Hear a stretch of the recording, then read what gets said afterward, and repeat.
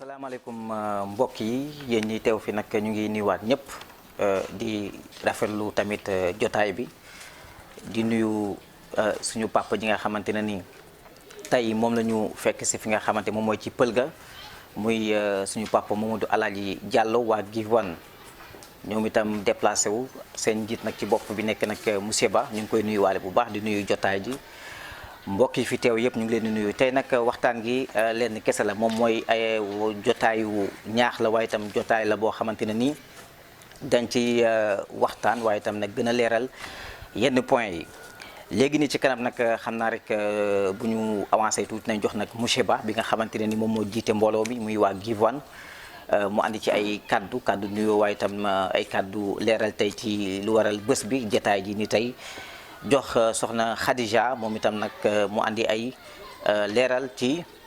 mag ji nga xamante moom la ñu seet si fii ci pël ga muy suñu papa Mamadou Aladji Diallo soxna Assou Gakou moom itam muy actrice de développement moom itam nag muy yëngu ci lépp loo xamante ne nit day wax ci côté développement ci lu jëm ci wàllum tàggat jigéen ñi ci seen i kuréel waaye itam li nga xamante ne ni seen i yitte moom lay doon buñ ci jógee dañ jox nag sëñ Aliou Diouf moom nag entrepreneur la nekk ci Fatick nekk koo xamante ne nii day liggéeyal boppam day demal boppam waaye itam nag na gën a ñaax askan wi nga xamante ne ni ñoom ñoo fi teew tey ngir nag ñuy bëgg a yëngu ci wàllu googu tamit ñu mën a gindeeku jotaay gi tamit Mamadou Senghor moom itam nag muy jeune entrepreneur na ci yëkkati ay kàddu waaye itam nag waxtaan bi tey lu koy tëj moom mooy suñu papa Mamadou Aladji Diallo léegi nii nag dañuy yëkkati kàddu gi jox ko ki nga xamante ni moom moo nekk nag monsieur Ba bi nga xamante moom moo jiite mbooloo mi tey monsieur Ba yow la ñuy jox kàddu gi nga daal di nuyoo ko askan wi. asalaamaaleykum waa Give One Fatick gannaaw bu ñu sant yàlla julli ci yonente bi ñu ngi gërëm suñu papa Mamadou Aladji mi nga xam ne na dañu waxtaanee ak moom mu dalal ñu ne li ngeen di waxtaan si daal da ngeen maa fekk si. parce que saa su nekk maa ngi waxtaanal jeunesse bi kon nag dañ koo fekk ci mbiram di ko rafetlu lool tey nag boo gisee mu demee nii dafa am dëj mais ñu bëri waroon nañ fee teew moom sax dafa dem ci benn dëj mais incha allah bu noppee dina ñëw tey nag en tant que coordonnateur man monsieur Ba communément niñ may appel niñ may tuddee ma tudd Doudou Ba dëkk Fatick di jàngale Fatick. doon coordonnateur Give One Project tey ñoo amoon benn jotaay bu ñuy wax Give One Talk ñu war ko partager ak askan bi ak suñuy naataango suñuy membre ngir ñu ñaax jeunesse bi pour ñu xam ne na entrepreneuriat mooy développement réew et Give One Fatick bu ñu nee Give One dinañ ne Give One fan la soso mu ngi soso ci ku ñuy wax Thione Niang muy jeune sénégalais boo xam ne na Kaolack ji la juddoo Médina jàng ba fa mu war a egg bam ko yàlla defee mu am bagam mu war a dem extérieur lu mel ni États-Unis tante na ko 4 fois ci 4e fois bi nag la réussir bi mu réussiree yàlla suturaal ko mu dem ci $20 bi mu demee nekk États-Unis amu fa mbokk peut-être dañ ko boole ak ay nit mu nekk fa façon liggéey bu nekk def na ko fa gëm boppam nag buggu boppam fonk askanam li doon rêve am mooy mu dem États-Unis yàlla suturaal ko mu dem bi mu demee façon liggéey bu nekk def na ko fa dugg na ci restaurant yi téye na ay doomu jàmbur ba yàlla suturaal ko mu continuer jàngam ñu boole ko benn sénateur muy liggéey ci dëkk boobu mu nekkoon ba yàlla def ñu boole ko mu doon le jeune démocrate foofu noonu ëmb américains yi nekk foofu noonu yépp ba yàlla ni mu koy booleeg ki ñuy wax Barack Obama bi ko yàlla booleeg Barack Obama mu doon fa jeune gëm boppam ne moom dina diriger mouvement bi ñu ne ko yow yaay kan mënuloo ko diriger mais yàlla suturaal ko mu doon vice président bi mu doon vice président kan nekkoon le président en 6 mois bi mu liggéeyee mu nekk ci leneen donc mu doon présidence ba foofu la doon ne nag ëmb présidence ba. di battre campagne ak Barack Obama liggéey fa liggéey bu rafet ñu gagné état yi nga xam ne moo gënoon a méttee gagné bi mu ko gagné nag noonu Obama oo leen ne leen comme gagné nañu ku ci nekk bu fekkee da nga bëgg a continuer ak man ak liggéey ñu continuer liggéey ku bëgg a liggéey ci leneen nga dem moom nag bi mu xamee ne moom am na loo xam ne nag daf ko defoon ci xolam te mu war te xam na fi mu jóge te xam na ne tey yàlla may na ko sens boobu noonu il faut que mu continuer liggéey bi ci la continuer liggéey bi en 2009 mu créé li ñuy wax Give One Project partagé ko dans le monde donc ci ñaari mandat yooyu moom la nekk ak Obama di diriger Give One ba ni mu ñëwee Sénégal ba tey mu daanu fii Fatick donc kooku mooy Thione Niang mu doon royukaay mu doon koo xam ne na royukaay la ci fànn bu nekk bu ko neexoon mu toog États-Unis dundal boppam mais dafa ñib si waat dëkkam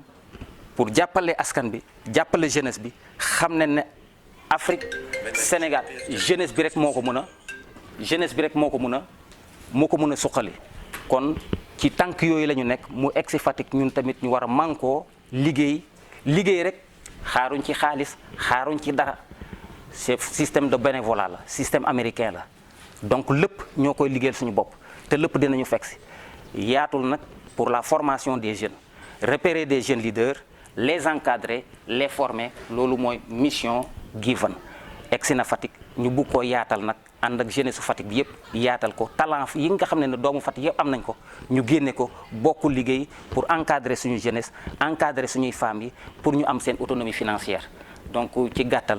loolu daal laa amoon ma ne xaaral ma sànni ko ci mooy li nga xam ne moo ekkati Give One Project ñu ngi sant ñëpp di gërëm ñëpp di jéggalu bu fekkee ne am na ay rëq-rëq.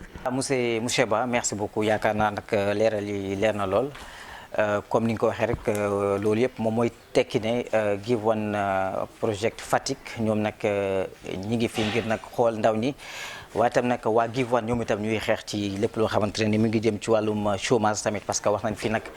utal ndaw ñi liggéey waaye itam tàggat nag jigéen ñi bu ñu jógee nag ci monsieur Ba dañu jël kàddu gi.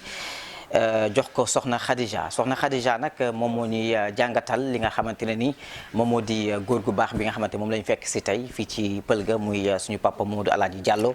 soxna Khadija kàddu baa ngi noonu. En 1948 naquit Thierno El Hadji Mamadou Diallo le 22 novembre à Fatick, fils de El Hadji Mountaga Diallo et soxna Fatou Gaye. En 1950, dès le sevrage, il fut confié à son homonyme à Dakar pour apprendre le Saint-Coran et toutes les sciences religieuses. En 1963, il revint à Fatick et faisait très souvent des voyages à la quête du savoir ésotérique. Excusez-moi. En 1966, il assista son père alité à l'hôpital de Dantec de Dakar pour subir une opération de cœur. Par coïncidence, des juridiques comme Mame Abdou Aziz Sy, Thierno Seydou Nourou Tall, El Hadji Mamadou Moussa Ly l'ont assisté et prié pour son père avant qu'il ne rende l'âme au 18 mars du mois 1966. En 1968, il retourna à Dakar auprès de son oncle Cheikhou Gaye qui l'inscrivit à l'école franco-arabe Amadou Ba de Pikine. En 1974, il finit son cycle d'études dans cet établissement et obtient une bourse étrangère qui le conduisait à Amadou Ba de Pikine. En 1966, il assista son père alité à l'hôpital de Dantec de Dakar pour subir une opération de cœur. Par coïncidence, des érudits comme Mame Abdou Aziz Sy, Thierno Seydou Nourou Tall et El Hadji Mamadou Moussa Ly l'ont assisté et prié pour son père avant qu'il ne rende l'âme le 18 mars 1966. En 1968, il retourna à Dakar auprès de son oncle Cheikhou Gaye qui l'inscrivit à l'école franco-arabe Amadou Ba de Pikine. En 1974, il finit son cycle d'études dans cet établissement et obtient une bourse étrangère qui le conduisit en Égypte, puis en Libye avec l'appui de El Hadji Sékou Tidiane Camara. En 1974, je m'excuse, dès son périple, il fut diplômé en sciences coraniques et des connaissances en fiqh, en plus de diverses connaissances pratiques. Ainsi, en 1976, de retour au Sénégal, il embrassa le commerce à Pikine auprès des Libanais. En 1977, il travailla à l'ASECNA de Dakar grâce à El Hadji Doudou Ndiaye.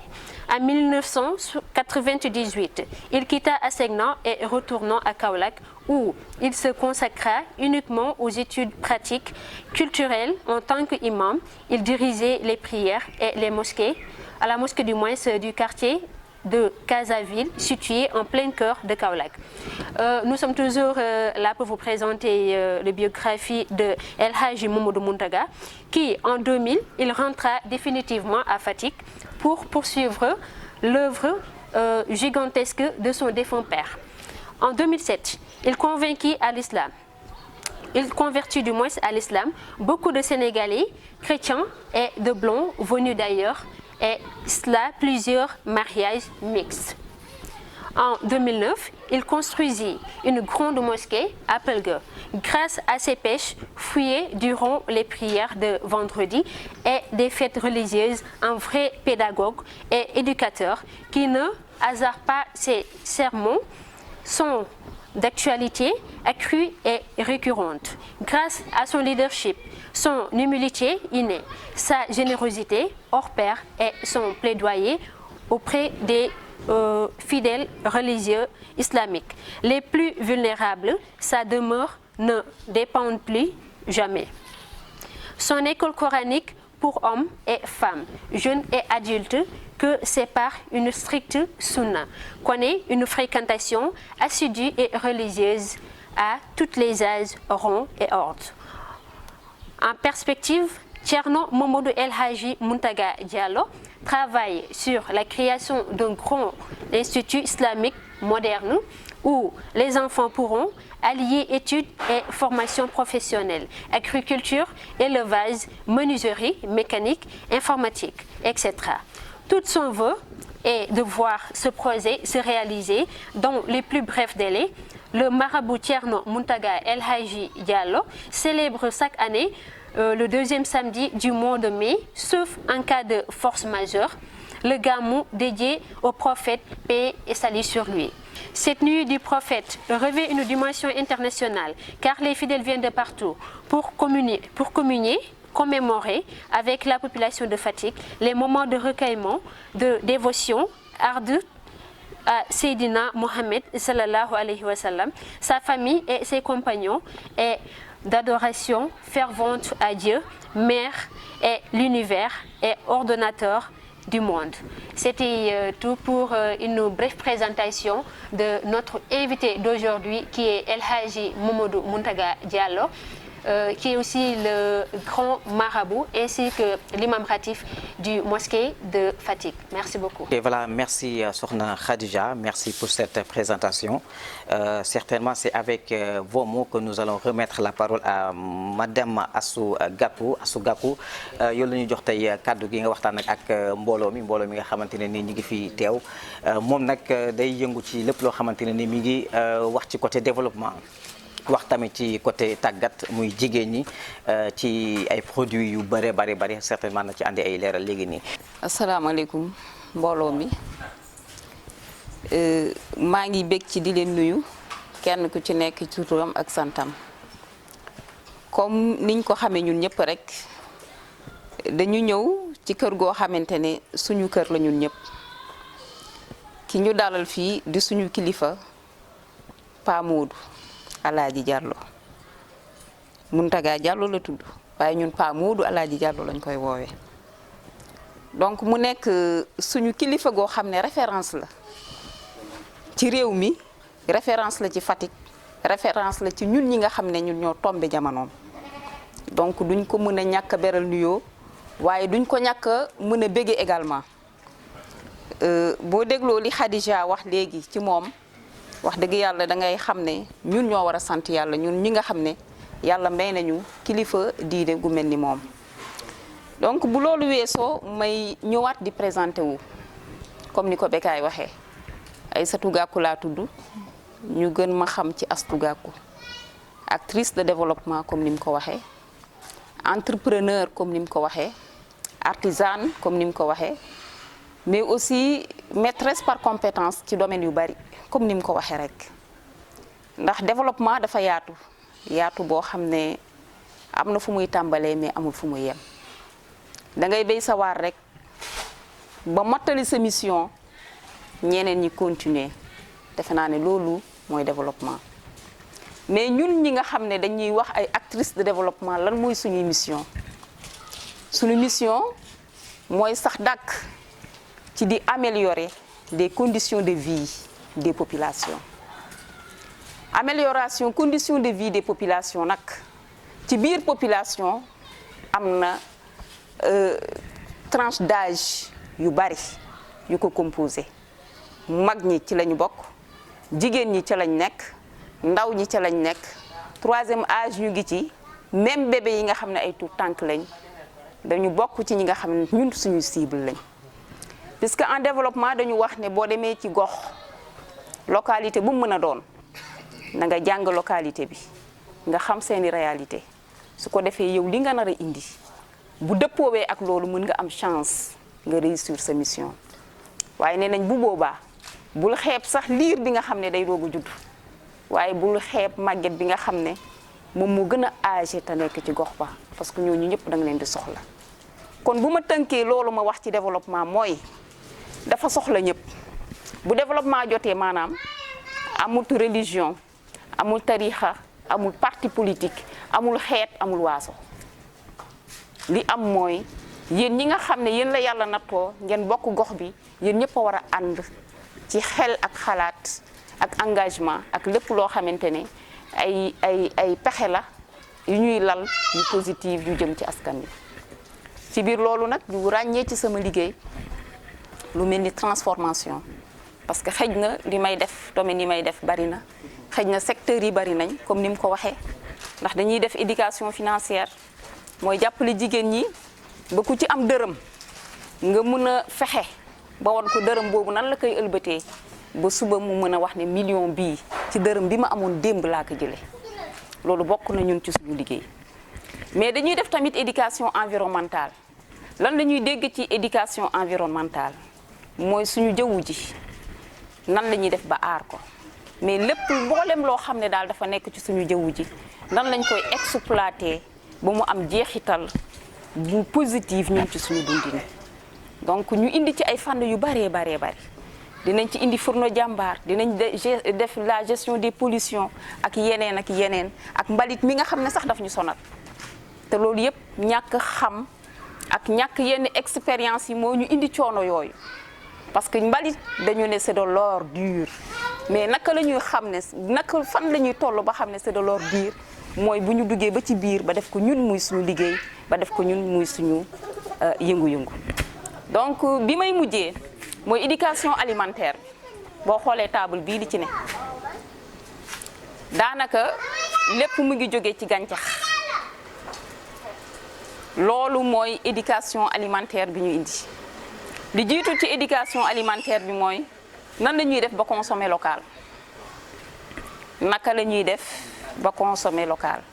léegi nag bu ñu toogee ba yegg au 21e siècle continuer di sensibiliser nit ñi ci ñu consommer local kon yaakaar naa ni il y a problème parce que lu tax il y a problème mooy nit koo xamante ne xëj na sa dundin dafa laaj développement ala kulli aali da nga war a béy dunde te béy dunde boobu noonu xëj na am na ñoo xamante ne ñëw nañ faxas ko suñu bopp yi ba li ñuy consommer léegi li ci ëpp bitim réew lay jógee wala li ci ëpp nekk loo xamante ne dañu koy consommer te xamuñu ko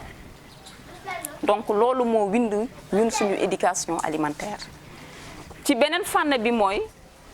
ñu consommer di def suñuy lekk yi ak suñu naan yi te du am bouillon boo xamante ne bouillon chimique la lu mel ni xeetu jimbo lu mel ni xeetu mami lu mel ni xeetu aja mën naa ko tudd rek parce que ci biir waxtaan la ñu nekk yàqaluma entreprise yooyu yàqaluma usine yooyu mais dañu nekk ci waxtaan boo xam ne xëj na dañ ci jublu njàngale te am na yeneen xeetu bouillon yoo xam ne mën nañ koo remplacer yooyu noonu donc yooyu dafa bokk ñun ci suñuy combat dafa bokk ci suñuy sensibilisation nan la ñuy mën a def togg te du am jimbo te dinañ ko safal te dina neex donc ñu am leneen lu ñu proposer à la place de ces jimbo là parce que tey à l'âge de 40 ans nit ki day am problème mu bët wala mu am problème mu tension wala mu am diabète wala mu ne yax yi ñu ngi métti wala mu ne sama tànk bi day ruux wala yeneen ak yeneen ñu xool ba xam ne lekk bi mooy cause bi te benn médecin bu mag dafa ne woon dañ ko laaj ne ko yow de dañ la mosul gis nga feebar mais lan mooy sa garab mu tontu leen ne leen ma nourriture nee na moom lekkam moom mooy garabam waaye lekkam yi tamit moom mooy daal garabam comme ni ma ko waxee donc loolu di lu am solo loo xam ne nit ki bu amee éducation alimentaire am hygiène de vie bi ko war ah mën na nekk ne xëy na lay wëradi ci moom du doon lu loo xam ne moo koy sabab ci loxoom parce que dina def effort bu tax buy def dëwlin mu xam lu muy def ci dëwlin buy def suukar mu xam lu muy def ci suukar buy def xorom lépp daal di yem ndax xëj na ay organu doomu aadama dafa am lu mu laaj ci wàllu lekk ak naan donc ci biir loolu boo gisee ma jël sump bi uuf ko nii sump bi dafa bokk ci li ma njëkk a lancé bu boobaa nag ñu ngi dugg nag ci domaine entrepreneuriat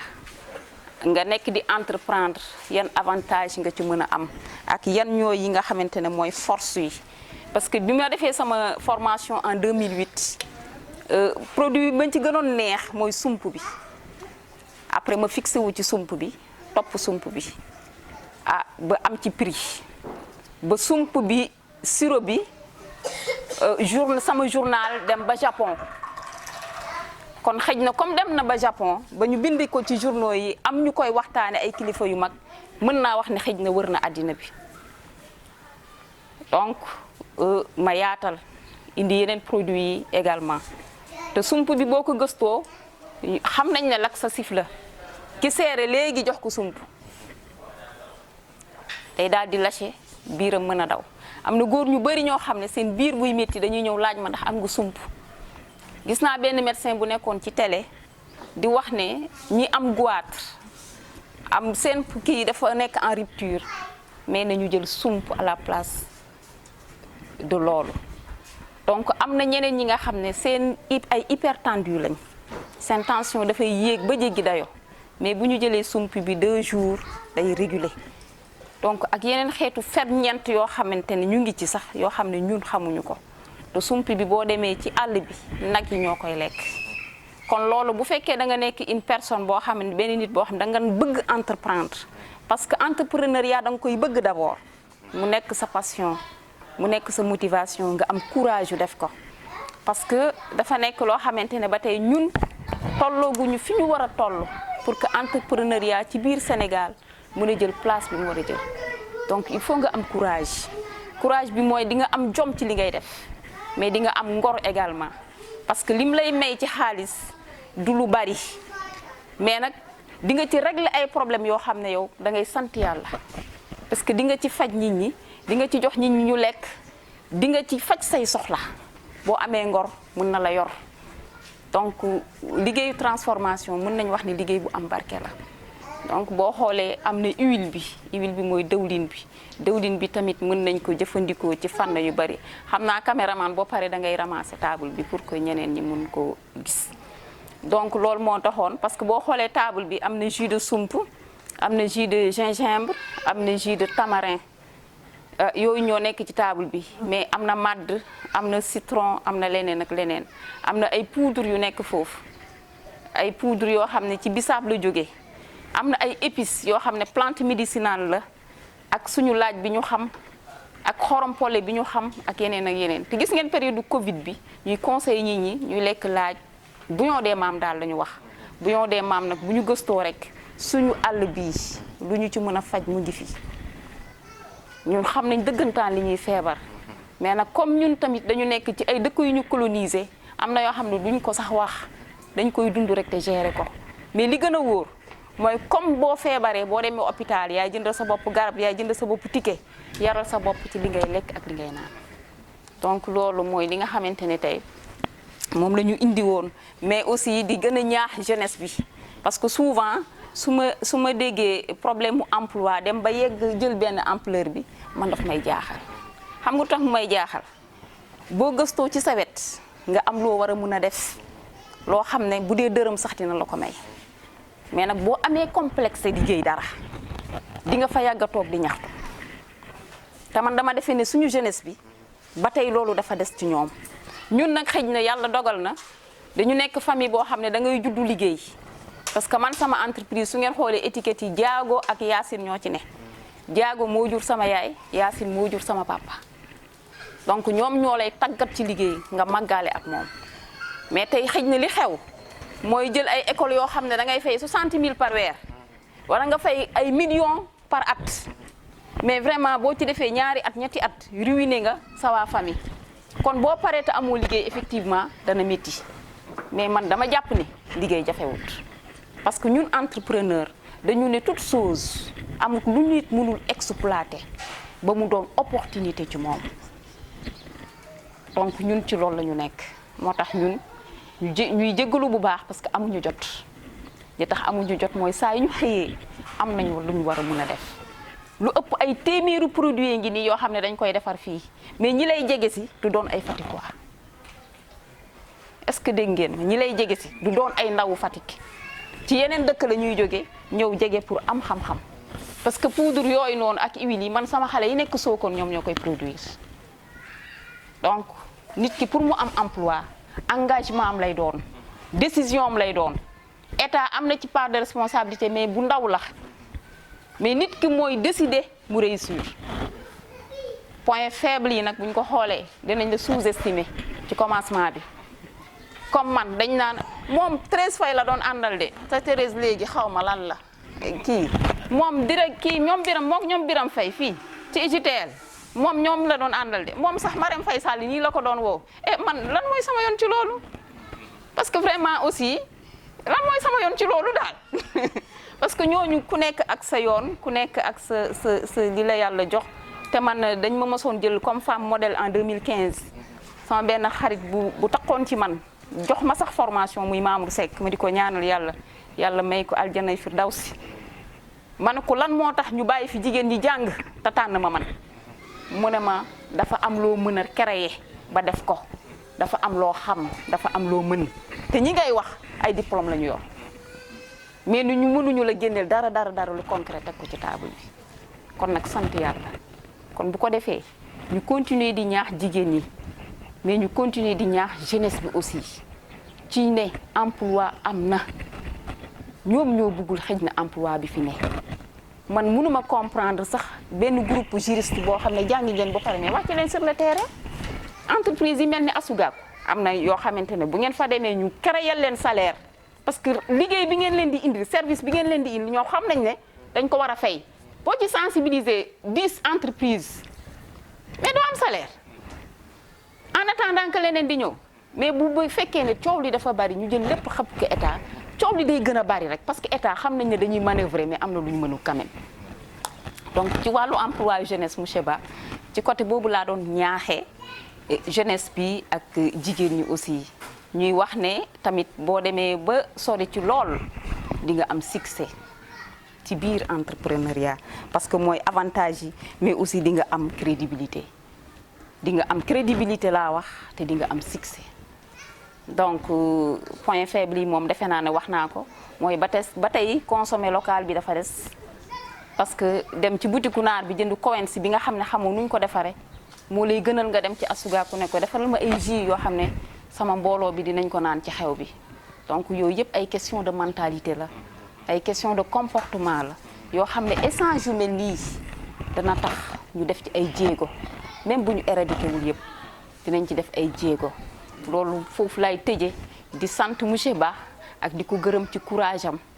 parce que dafa gis lu baax indi mais ba mu ko indee nag la ko bokk ak ñëpp kon kenn ku ci nekk loo ci mun di contribuer ak nu mu mën a toll man dama koy rafetlu ñun dañu koy rafetlu te di leen sant leen gërëm mais di jégalu bu baax di baalu àq parce que wax neexul ngeen jéggal ma jërëjëf soxna Aïssatou Gakou moom nag dégg ngeen li mu wax tamit ci produit wax tamit ci wàllum formation yi ak yi ngeen di gis ne ci table bi ñoom ñoo ko liggéey indi ko nag ngir won ko askan wi kon nag jërë ngeen jëf yéen a ngi def liggéey bu am solo di delawaat njukkal tamit jigéen ñi bu ñu jógee ci soxna Astou Gakou dañu jël kàddu gi jox ko Aliou Diouf moom nag entrepreneur la moom nag na ci andi quelques points yoo xamante ne dina ko leeral tey ci bés bi. ok asalaamaaleykum mbooloo mi imam maa ngi lay bëral nuyoo di la ziar kontaan naa tey biñ defee réunion bi tey sa kër parce que man kër gi sama kër la yàgg naa di fi ñëw et puis mun naan daal du ma fi gan su weesoo loolu maa ngi nuyu ñëpp di leen remercier di leen wax que ne lii mooy Fatick Fatick du politique Fatick lii la soxla parce que yàlla def na xëy na soxna Astou mosuma ko xam mais je suis très très séduit aujourd'hui par son exposé parce que man xaw moo ne li ma doon gis vision bi ma amoon am naa sama benn jigéen bu nekk sama wet am les mêmes qualités ba raw ma parce que tey soxna Astou dama lay encourager lii select dama doon taal sama dem ba Auchambourg pour jënd lii su ma ñëwee am ko à 0,50 doot ma sonn damay jël sama téléphone Astou lii ak lii wala propose-moi des produits nga ni ma lii ak lii ak lii man la see bu ma ñëw récupérer lii déjà loo xam te ne au niveau local vraiment dañ la war a encourager te dinaa ci waxtaan ak monsieur Ba suñu mënoon am boutique à Fatick boo xam ne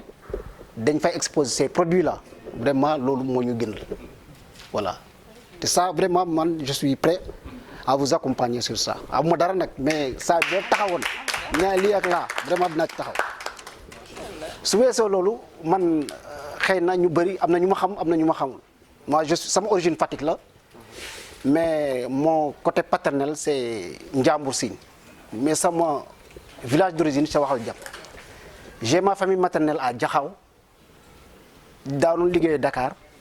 bay année 2000 ma am fi ay projet ñu indi ma fi j'étais très jeune gars yi di ma sous-estimé parce que dama tuuti woon avec ma petite taille là mais dama mos a tàng bi ma ñëwee j'ai fait le parcours de la vie avec benn partenaire ma am chance liggéey ci benn projet mooy le plan directeur de Fatick kër yu bëri Fatick maa leen numéroté maa leen wutal ay numéro donc je maîtrise bien la commune de Fatick. émetteur encore am naa chance bokk ci ñi ko xamante ne ñoo def le plan d'aménagement ma jóge foofu encore ñu indi ma ci Fatick 2005 ma piloté le projet ba yaakaar naa ne grande mosquée rek moo ci des meneen projet yëpp pratiquement pare nañ ma am chance encore amoon beneen partenaire boo xam ne c'est un oncle certes mais comme vision bi ma amoon rek je suis jeune mais tôt ou tard dama war a demal sama bopp man loolu laa doon gis bi ma nekkee ci loolu ñëw Fatick créé fi ay relation yooyu amoon na un ami chrétien Bernard moom ma musa présenté Mamadou Alaaji depuis loolu dama koy yoxu sax ñëw seet si imam te duma koy dem gërëm waaw parce que dafa am vraiment benn lien boo xamante ne voilà c'est ça ma leen di ñaax nag être entrepreneur c'est très difficile parce que da ngay am vision d'abord ne man dama war réussir dans les affaires mais pour le faire vraiment dafa am des mun naa ne sax ay kii la quoi c'est des doo daan da ngay yéeg wàcc daanu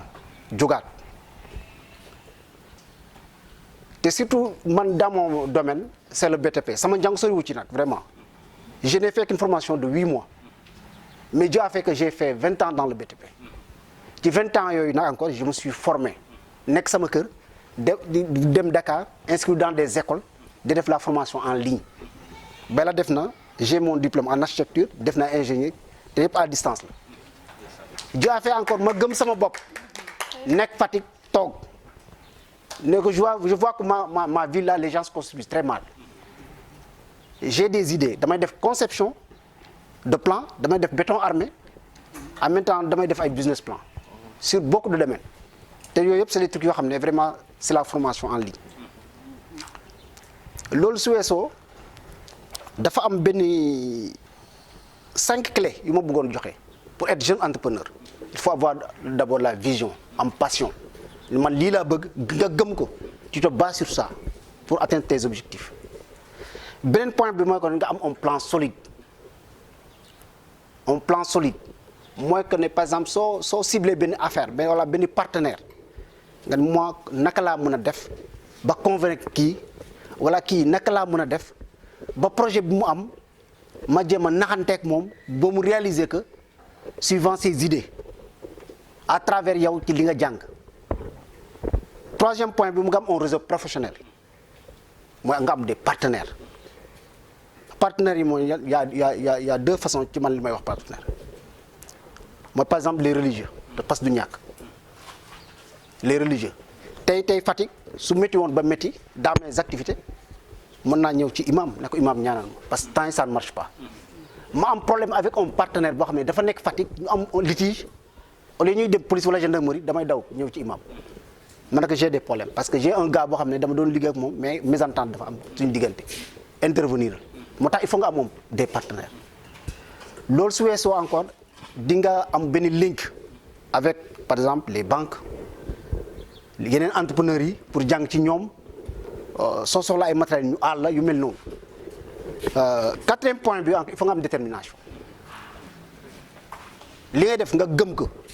quel que soit alpha et puis tu te bats kenn du la ci yàpp. Moi je suis jeune mais yàlla def na j'ai formé plus de 150 ouvriers parce que mon corps de métier 27 corps de métier j'ai fait la menuiserie alu métallique plomberie tout lépp looy laal ci bâtiment def naa ko tey ouvrier bi ma mënti taxawal dinaa ko jox des détails techniques yoo xam ne doo ko mën a dindi te en dehors de ça je suis pratiquant soo ma fekkee chantier su ne lee Alioune moo disé projet doo ko gëm parce que toujours ci biir kam yi laay nekk donc je suis un professionnel pratiquant. beneen problème bi il faut nga am l'outil de gestion bi surtout financière da ngay am benn projet yoroo xaalis mais il faut nga xam les chemins à emprunter man tey mën naa yow avec 0 franc dem crédit mutuel gis le chef d'agence exposé ko samay affaire génne samay documents je l'ai fait cette année waa ji ne ma soo bëggee plus de 600 000 ma jox j'avais besoin de 200 000 mais bu ma demee toog ak waa ji mu ne ma aujourd'hui mën naa la benn crédit de 600 000 francs ma ne ko non je n'ai pas besoin de ça parce que soo ma ko joxee je vais l'utiliser à d'autres fins te mon problème c'est 200 000 c'était juste pour jënd benn dossier d'appel d'offres.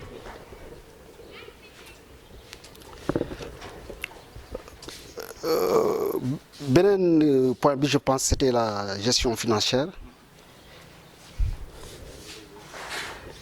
wax naa détermination wax naa les visions le plan le réseau professionnel ma bëgg a tënk rek parce que bëgguma sori ci affaire yi quoi man je dirais que suñu référence muy Thione Niang je l'apprécie à sa juste valeur. jërëjëf monsieur Aliou Diouf waxtaan gi yaatu na waaye itam nag leeral nga ci ay points yu bëree bëri. day laaj itam jeunes yi nga xamante ne ni ñoom itam bëgg nañu tàggatu ci wàllu googu ñu nemmeeku leen xool fi ñu féetee jërëjëf kon gannaaw bu ñu jógee ci Serigne Aliou Diouf moom nekk muy entrepreneur dañu jël kàddu gi jox ko ki nga xamante ne ni moom mooy monsieur Mamadou Senghor monsieur Mamadou Senghor moom nag jeune entrepreneur la moom itam da ci andi ay kàddoom yi nga xamante ne ni tey day ruus tey ci bés bi. maa ngi nuyu ku nekk ci turam ak santam.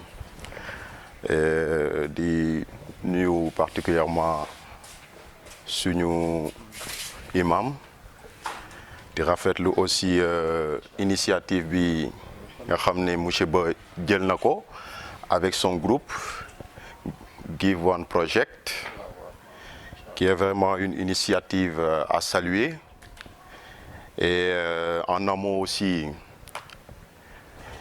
vraiment maa ngi féliciter ñi nga xam ne ñoom ñoo nekk bokk ak man panel bi muy Tata Astou avec mon oncle Diouf monsieur Diouf man nag pour ñi ma xamul je me nomme Mamadou Senghor je suis jeune entrepreneur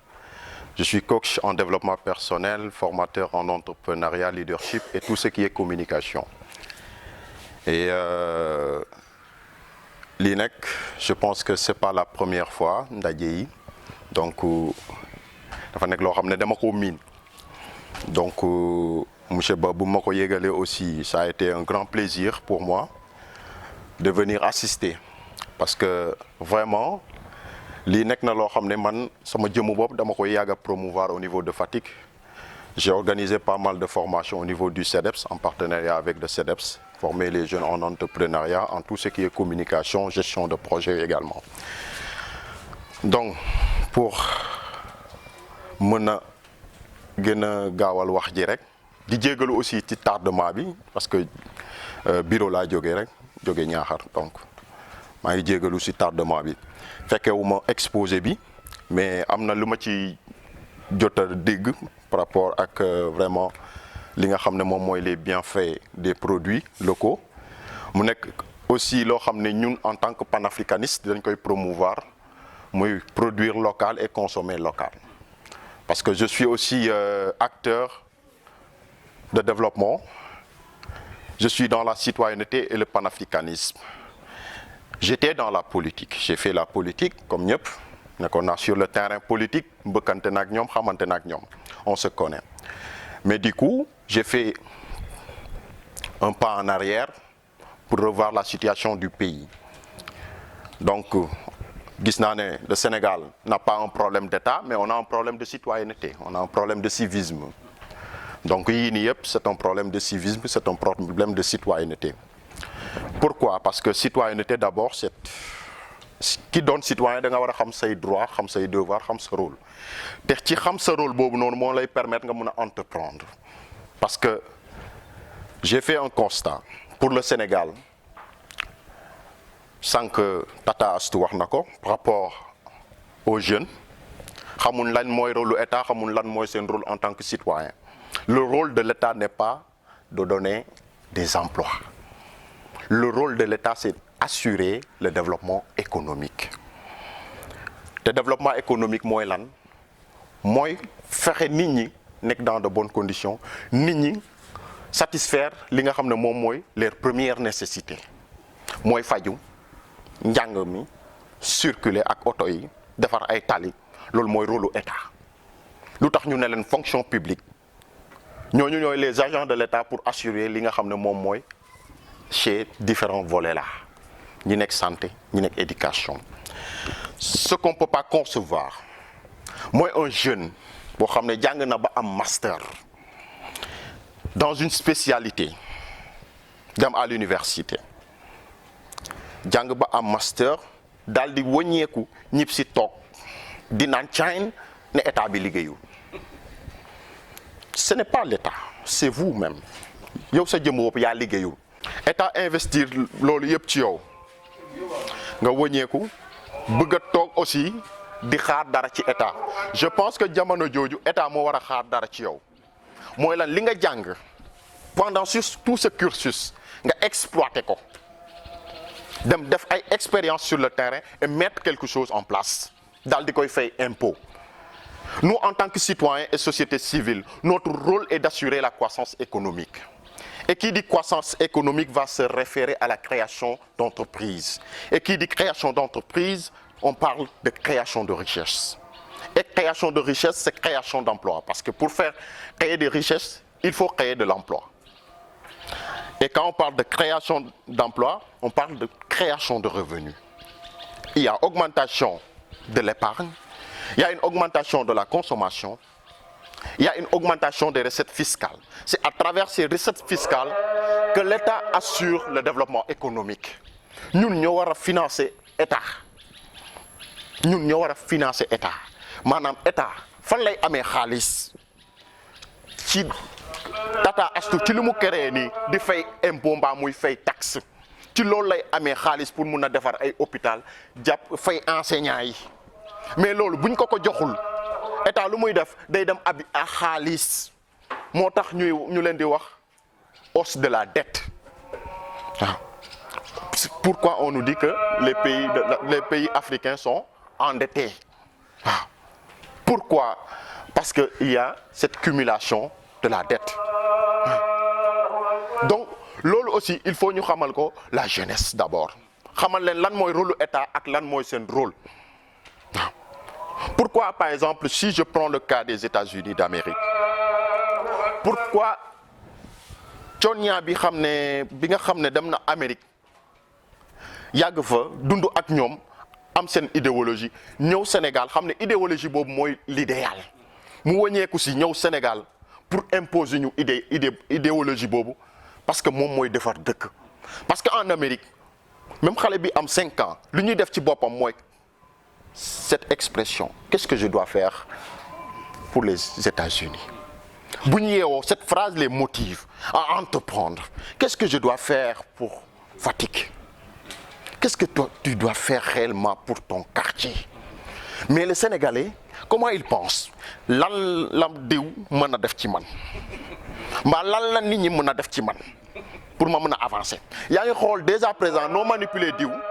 ak diw loo war a mën a wax diw lu ko neex ba mu jox la lii mbaa naka ak naka nga war a def diw ba diw manipuler ko ba am ci moom lii ni ñu mel noonu la suñu dirigeants yi mel parce que ñun ci boppam on est de nature manipulateur moo tax dañuy naxante suñu biir waaw donc ci loolu dama koy tënk rek changement de mentalité bi Tata Astou wax pour jàppale la ci li nga xam ne wax nga ko ci li nga xam ne moom mooy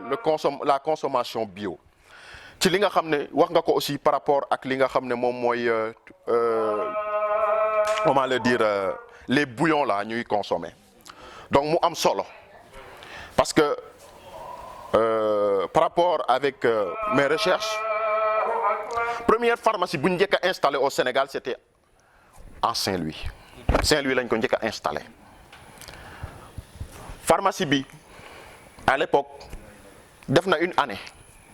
et la pharmacie a réalisé un chiffre d'affaires de 10 000 francs. Les colons se sont posé la question à savoir comment une pharmacie pour une durée d'une année peut faire un chiffre d'affaires de 10 000 francs. Mais comment ça? C'est pas possible. Donc ils ne tombent pas malades. C'est un problème. C'est un problème à résoudre parce qu'on est dans l'ère du capitalisme. C'est-à-dire on crée des produits, donc il faut commercialiser ces produits. Waaw. Donc ci loolu tubaab bi ne leen il faut ngeen def ay échantillons ci lu ñuy lekk ngeen indi ma ko ci noonu lañ defee ay échantillons ci liñ leen exposé nii li nga xam ne suñu maam yi moom lañ doon utiliser naturellement ñu yóbbu leen ko tubaab bi xool xam ne lii tant que ñu ngi koy consommer duñ mës a feebar tant que ñu ngi koy consommer duñ mës a feebar ci loolu lan ne il va falloir parce que il y a ce qu'on appelle dans les techniques de manipulation de masse il va falloir créer un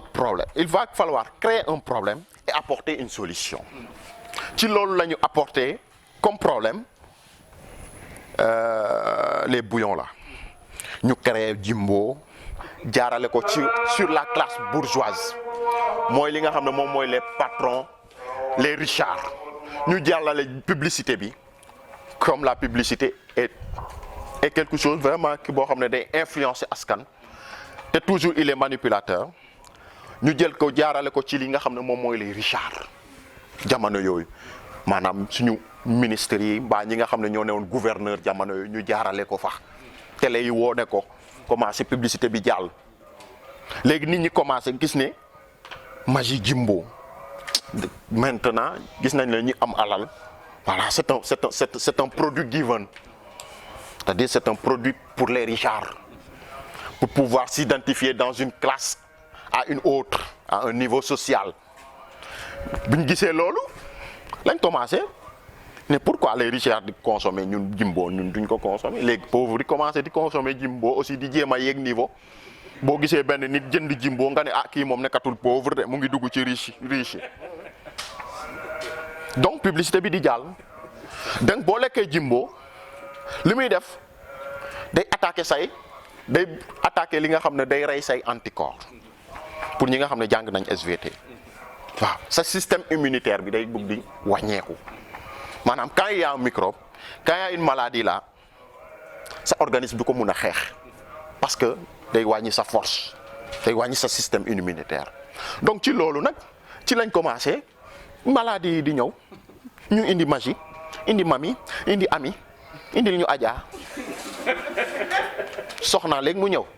donc ñu commencé di ñuy exploiter bien sûr seen produit di gën a dox parce que quand il y a une maladie il y a un calmant te ma wax leen lu ñuy faj nekkul ci ñoom man du ma dugg pharmacie man paracétamol rek laa xam pharmacie lu ñuy faj mu ngi ak ñun parce que médicaments yi ñuy fabriquer les matières premières ça n'existe pas en Europe les matières premières se trouvent en Afrique léegi bu ñu jëlee nos matières premières bu ñu yeggee ils exploitent ça de façon que ñoom ils auront les premières vagues maanaam buñ ko exploité liy faj dañ koy bàyyi ci dëkk ba envoyé ñu calmants yi pharmacie lépp lu ñu fay jaay ay calmants amul lépp dara lu fay faj luy faj mooy suñu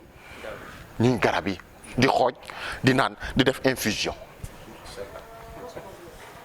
Donc il faut qu'on revienne à la réalité. On est riche, machallah. Dieu nous a tout donné. Mais notre problème, c'est un problème de mentalité. Et développement, parce que développement. Mais il faut faire attention.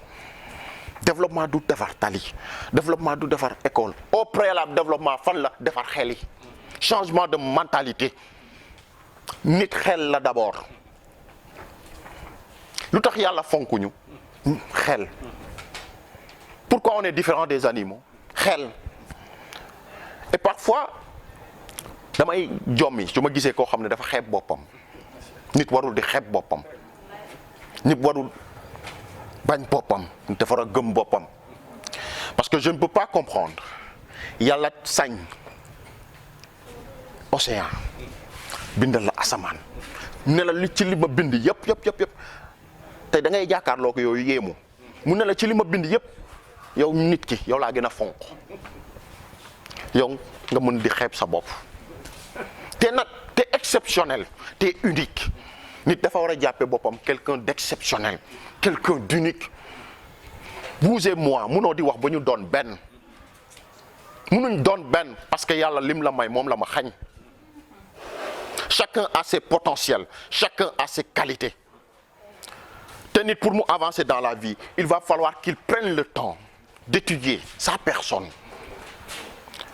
Pourquoi Tante Astou wax na ko sànq ci par rapport ak je pense son ami là lu tax mu félicité ko parce que am na ñu jàng am na ñoo xam ne am nañ diplôme te moom amul c'est pas là-bas. Xam nga lu tax pourquoi les Cheikh Amar les Youssou Ndour ont réussi? Ce n'est pas cette formation mais c'est la transformation. Même xale bi am 5 ans dans la maison war nga ko mën a commencer di koy éduquer mu devenir un entrepreneur. On a 3 types de personnes: les paresseux, les suiveurs et les initiateurs. Ce sont ces initiateurs qui deviennent des entrepreneurs. Ces personnes qui ont cette capacité de créer, de mettre en place quelque chose, de prendre des initiatives. Te xale dañ koy éduquer muy jël ay initiatives dans la maison. Comment? Xale bi am na 10 ans, voilà 15 ans, ainsi de suite mu ngi ci kër gi. Gis na ne fii dafa tooy xale jànk la jarul nit di koy naan demal fobeere ko. Elle prend l'initiative dem fobeere ko. Gis na ne fii dafa tilim dañ ko war a bale. Elle prend l'initiative dem bale ko. Buntu bi day def bruit day déranger mu dem kale ko. Mu gis ne kaas bi fi ñu ko teg baaxul day daanu mu dem déplacer ko. Lii dafa tilim mu dem raxas ko. Ce sont ces initiatives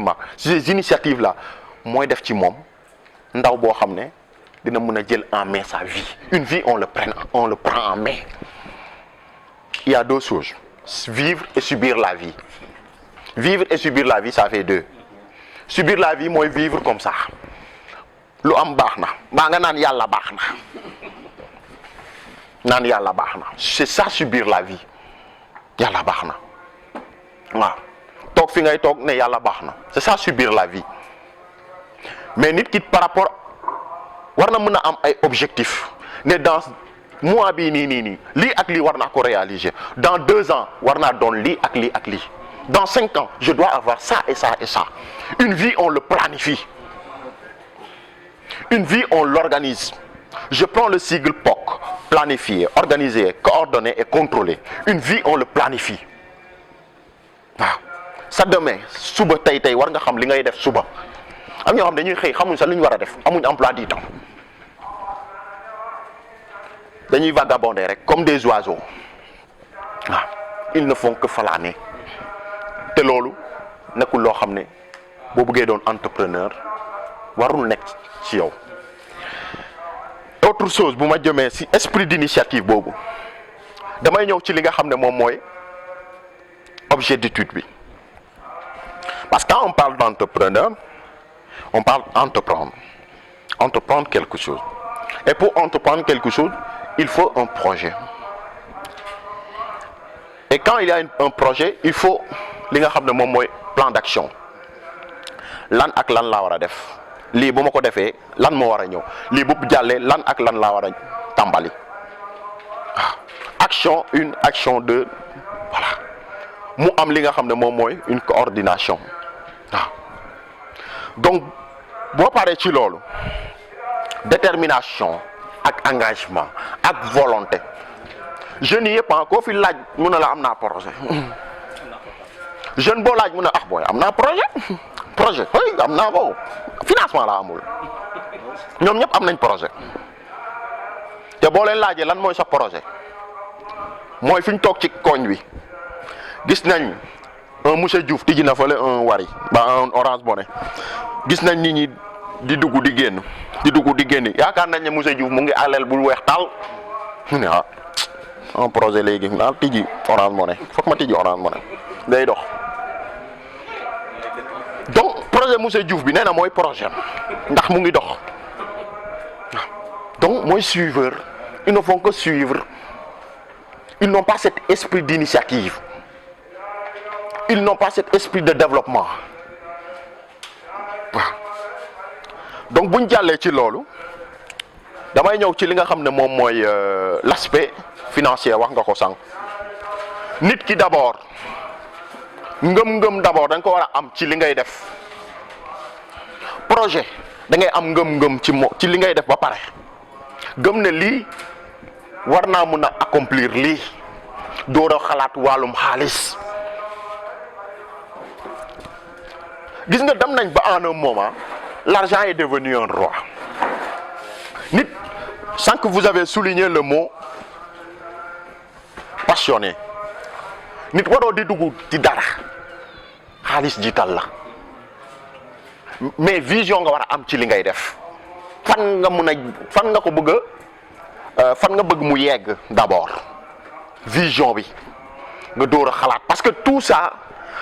ci yoon bi la lay fekk. Ok, voilà, merci beaucoup monsieur Senghor, merci beaucoup. Vous avez été très long mais précis et clair même. Voilà, merci beaucoup. ci bu ñu jógee nag ci monsieur Senghor mu nekk nag jeune entrepreneur dañuy jox kàddu gi ki nga xamante ne ni moom la ñu fekk si tey si këram muy suñu papa Alaaji Mamadou Diallo dégg ngeen ko léegi soxna Khadija moom def na ci moom benn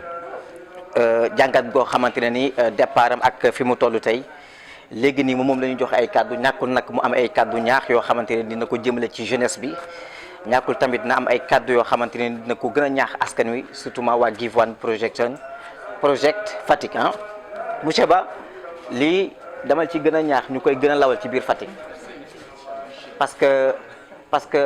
que ndam mi ngi ci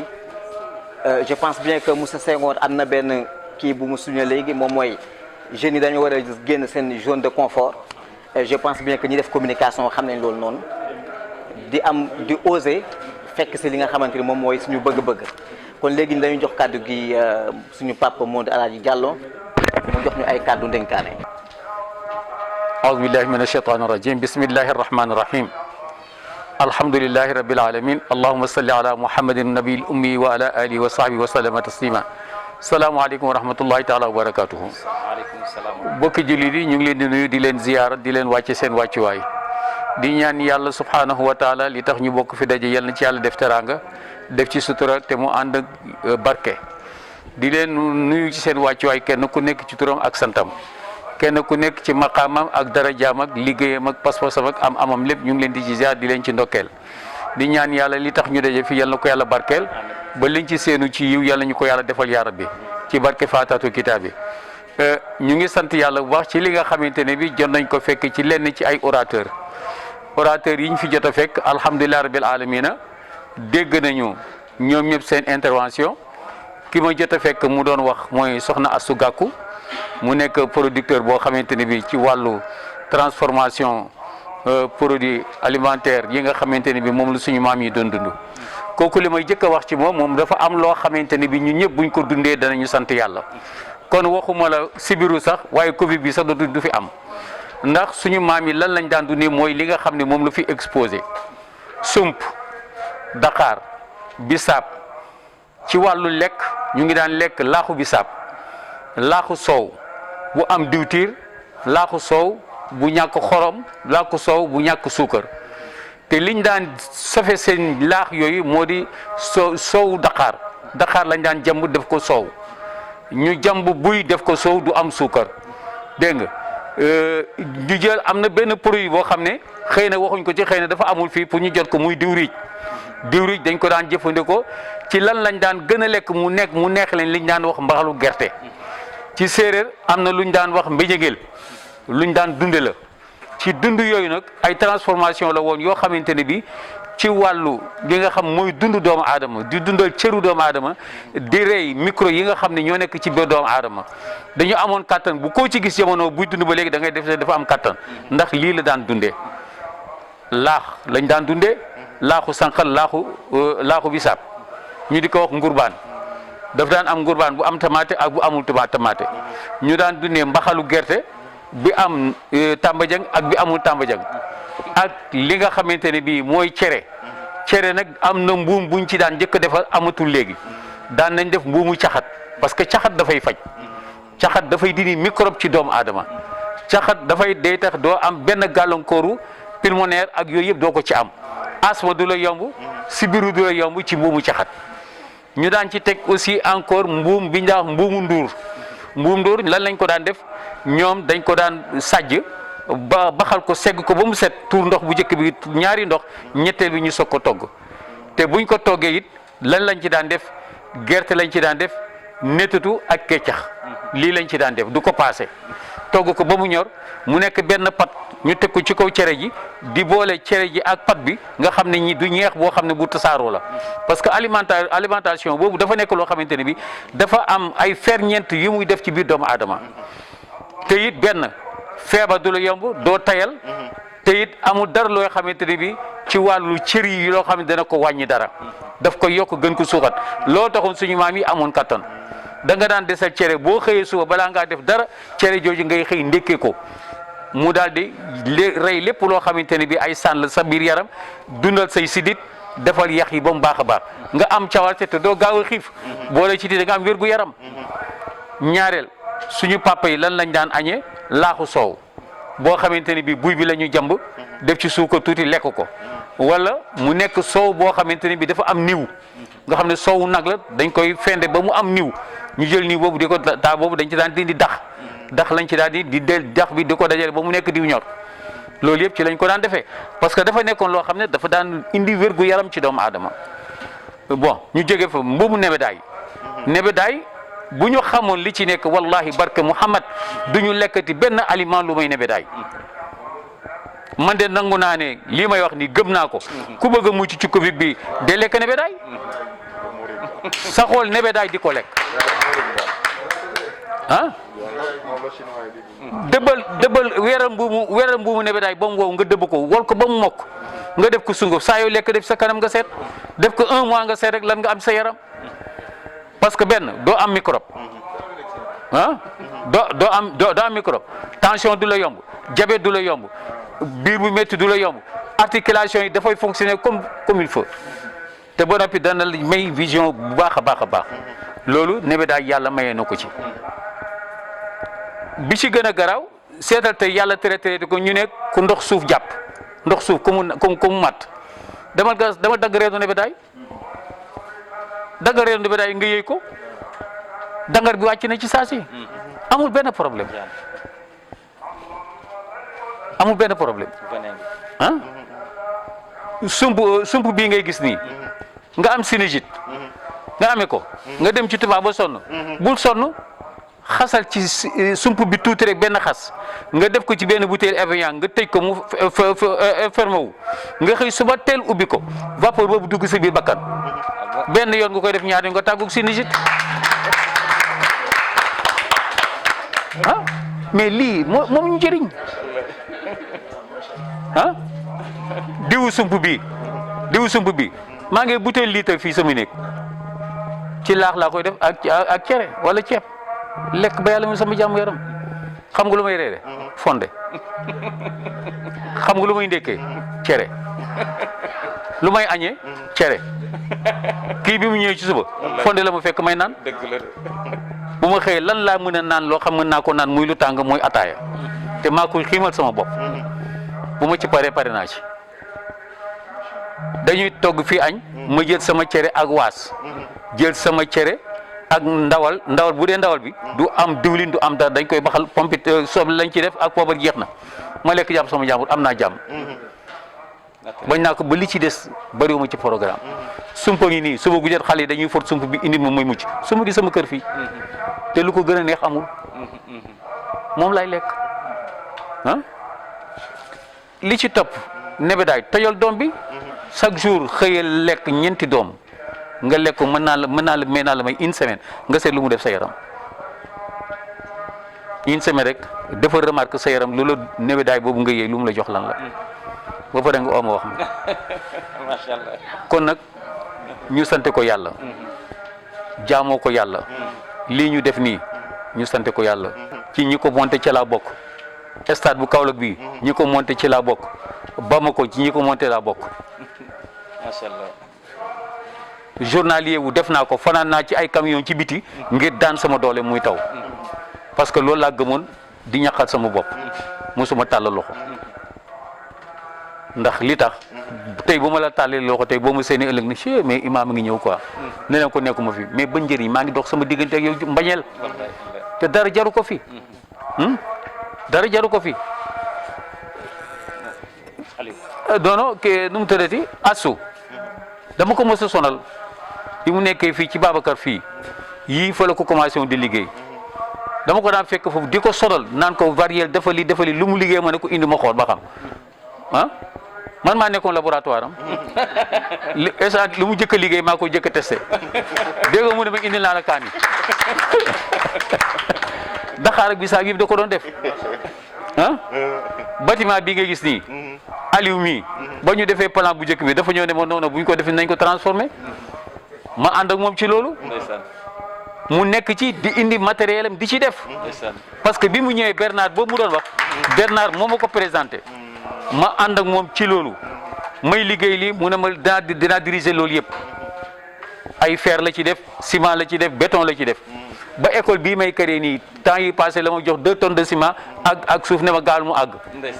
dégg nga ah loolu dañ ko séq man ak moom bi ma tax ma gën ko jàpp nag bi tax ma gën ko jàpp du xaalis du dara xaalis musul dox suñ diggante waaye bi tax ma jàpp ko nekk na Dakar papaam gaañu bi ko jur gaañu à minuit et quelque mu ooma Dakar ne ma sa papa gaañu ne maa ngi ñëw jël pour ñu dem ci dëj ba nga sangal ma sa papa julleel ma sa papa ci guddi gi à 2 heures du matin la ñu sang papa bi jullee ko ñu ñibbi si waat ci guddi gi mais loolu ku mu réew ci ni lan moo lay doy ah kon nag jeunesse bi ci boppam du ci ñoom d'accord ma ne jeunesse bi la de xam nga ci ñan la parents yi parce que ñoo leen xool loolu lu ñu warul xool ñoo leen gëm loolu lu dul am parce que dugal nañ leen jàng école bàyyi nañu seen bakkan lu leen neex la ñuy def benn élève du ñibbi si sa parent contrôlé lan nga def ak sa leçon lan la ak lan nga jàng tey mais kenn ñemewu ko woon te njàng mi léegi ak njàng mu njëkk bi dafa wute parce que tey boo jëloon tey syllabaire nga dem ci professeur bi nekk ci lycée bi ne ko jàngal ma syllabaire bi du dem Mamadou Ebineta ban professeur moo la koy jàngal léegi l'hiver ka la koy jàngal ah Senghor seetal professeur ci école bi léegi rek jëlal sa bic ak sa feuille ne ko bindal ma lettre bu jëm ci président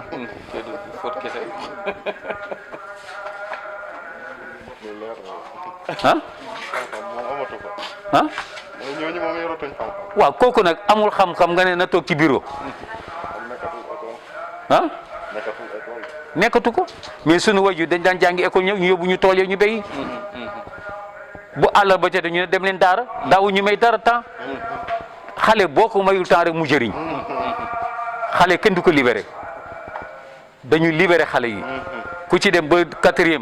génn sol tubéy wàcc ko ci suuf romb sama romb war jakarta nga ne ko booy am mu siiru mu daw siiru ñëw nga romb ko ñëw ci papa bi mu des sa papa yi nga ne ko waa mais yow lii la mu ne non pas lii mu ngi xew ci affaire yi de jaaxal ngeen ma kon nag seen jamono la mu nga voilà yàq nga ko kon kooku naka nga koy delloo ci société bi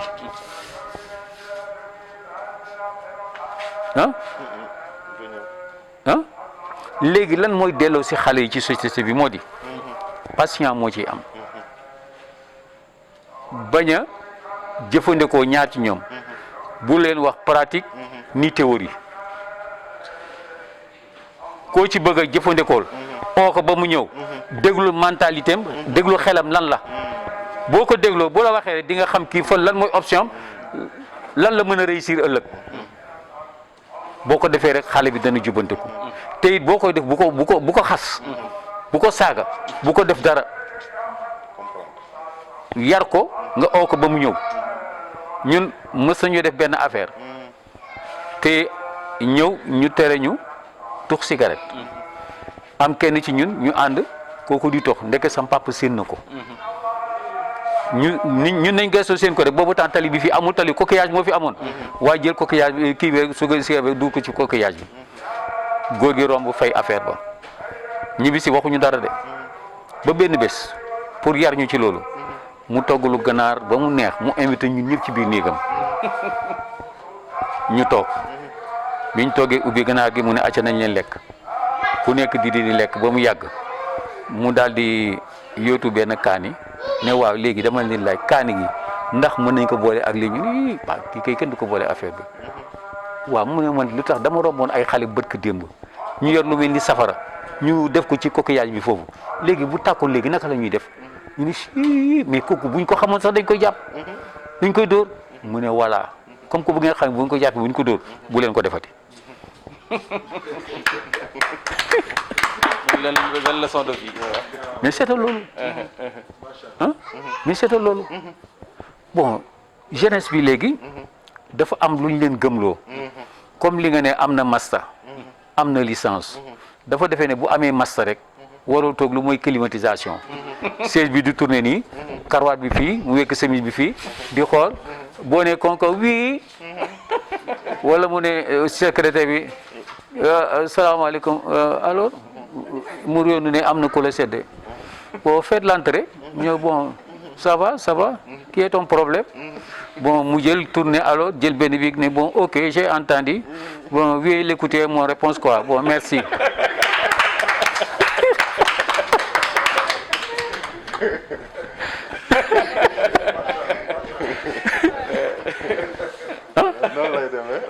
noonu la demee sax fan lañ jëm àll baa ngi ni yaatu na nañ programme ay ferme jël benn bayal boo xam ne dañ koy liggéeyee def ci atelier yu bëri recruter ay xale dugal leen ci ku nekk nga dékku lan mooy xalaatam lan mooy bëgg-bëggam nga bàyyi ko mu viser option boobu bu paree bu ko dig diplôme bu paree xam nga noo koy def lam mokkal testé ko ci ba mokkal nga ubbil ko ferme ko moom nga ne ko aca bisimilah ba yàgg chômage bi jeex te coow dootu bari kon nag lii nga xam ne moom ngeen jóge nii nañ góorgóorlu ci consommation locale bi nañ ci góorgóorlu wallahi buñ ci jàppee feebar dootuñu yomb de nañ ci góorgóorlu buñ ko xeeb te nañuy wàññi mburu suba nañ koy wàññi mburu suba feebar rek lay def constipation rek nañuy fexe di naan fonde nañ koy fexe di naan dara gënu ko ci àdduna kon nag ñu ñaan yàlla liñ fi liggéey yàlla na barke ki nga xamante ne bi mooy mbir mi yëpp te ngeen tënku ci moom lii yéeneem ci biir Sénégal ci wàllu lépp loo xamante ne bi jëm na ci li ñuy wax entrepreneuriat ak féminine garçon lépp ci wàllu xeetu lépp loo xamante ne bi objet la boo xam dafay jëriñ doomu aadama yal na ko yàlla yombal ba mu tasaaroo ci biir Sénégal ci lépp lu mu ci bollu ci wàllu lépp loo xam ne dafa dem ci transformation ñi ci nga xam ne initié wu nañ ci ba yàlla may leen ci xam-xam nañ leen jàppale wax nga léegi ñun ut benn magasin def ci astu gàkku mu jël ñi nekk Sokone ñuy produit di indi di exposé mais bu yàggee buñ ko defee cérémonie yëpp dañuy noppalu dootuñ naanati boisson yi ñu ngi bëgg a rey nit ñi kenn wératul kenn wératul kenn wératul Jimbo nag Jimbo moom sunu yaay yi ak suñu toggkat yi yàlla moo leen nattu ci loolu waaye yàlla génn ko ci seen biir xel.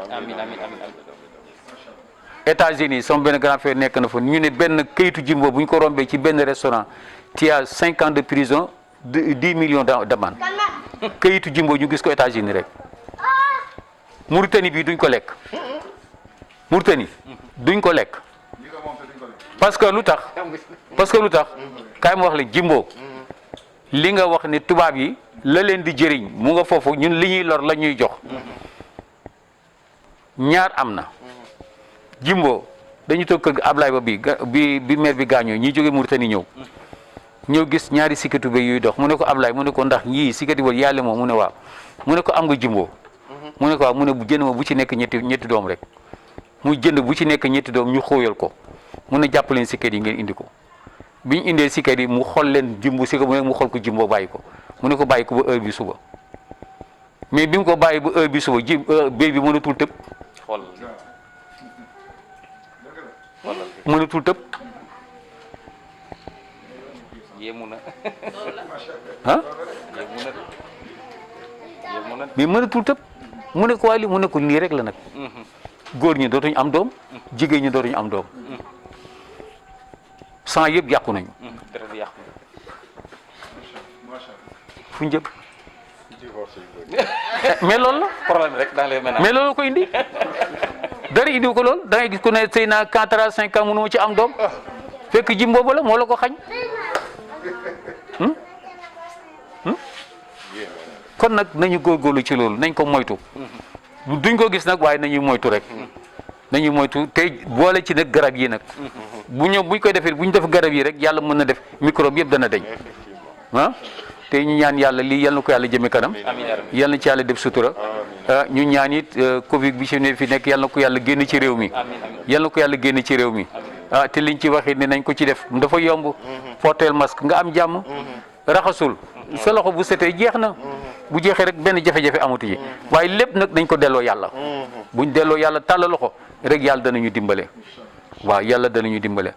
seen xam allahumma salli ala sayyidina muhammadin fatih ma ughliqa wal khatimi lima sabaqa nasir al haqqi wal hadi ila siratika al mustaqim wa ala alihi haqqa qadrihi wa miqdarihi azim subhana rabbika rabbil izzati amma yasifun wa salamun ala al mursalin walhamdulillahi allahu akbar